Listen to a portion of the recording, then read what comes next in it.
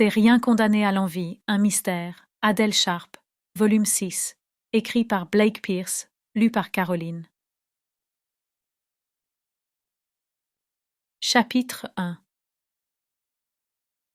Les rayons du petit jour traversaient le verre multicolore, dessinant des motifs dans l'ombre des voûtes. Le soleil faisait chatoyer les couleurs des vitraux sur le sol de mosaïques circulaires.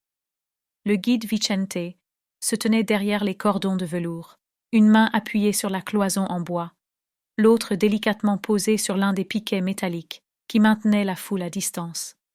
Il sourit sur le seuil du bâtiment.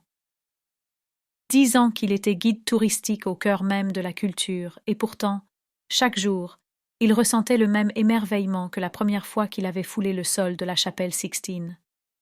Âgé de plus 500 ans, renfermant les histoires du passé, mais aussi suggérant l'avenir. Ses chefs-d'œuvre, où la beauté de ses mosaïques comptait, mais également le sentiment de sacré, de sublime qu'elle dégageait.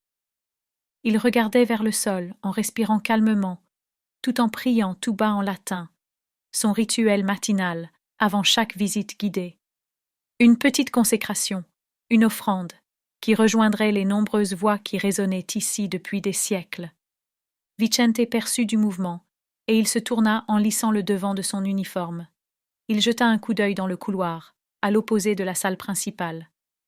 Un agent d'entretien poussait un petit seau rouge sur roulette avec un balai à franges. Vicente sourit et lui adressa un petit signe de la main, sans cesser de réciter sa prière. « Saluto. Prêt pour une nouvelle journée ?» demanda l'agent d'entretien. Vicente fouilla sa mémoire. Timoth, se souvint-il.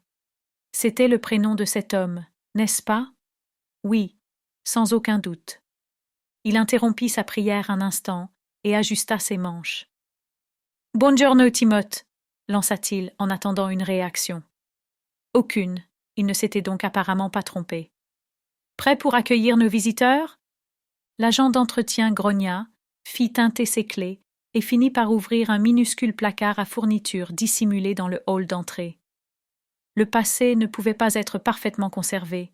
Il fallait parfois faire des ajouts, mais avec discrétion. « Les touristes ne tarderont pas à arriver, » répondit Timothée. « J'ai fini. »« Bon travail !» le félicita le guide Vicente. « Une journée spéciale nous attend. Je le pressens. Spéciale, espérons. Peut-être que personne ne collera de chewing-gum sur les murs cette fois. Ou ne renversera du jus d'orange dans la chapelle. » Vicente se mordit les lèvres à cette simple idée. Il étouffa un soupir et secoua la tête. « J'espère bien que non. Belle journée. » L'agent d'entretien lui fit signe, rangea ses affaires et s'éloigna des portes menant à l'intérieur de la chapelle.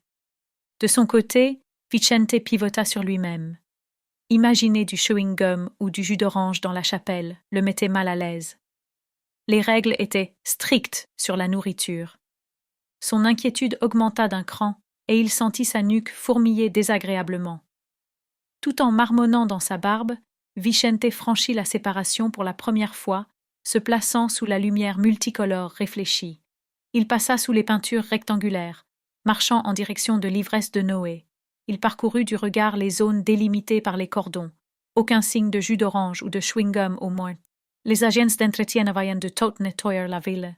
Il se promit de rappeler aux touristes de ce matin les règles en matière de nourriture. Parfois, les gens traitaient l'histoire avec une désinvolture. Il haussa les épaules et reprit sa déambulation. Puis il s'arrêta net, devant une petite flaque de jus de fruits sur la mosaïque, sous la peinture de David et Goliath. Il resta quoi? Une gouttelette écarlate tomba, comme un point rouge sur le sol, mouchetant la mosaïque et le mur. Il fronça les sourcils et se pencha en avant.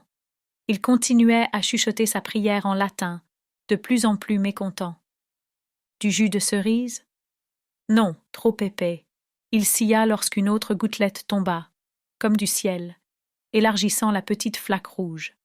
Empli d'appréhension, Vicente se tourna lentement.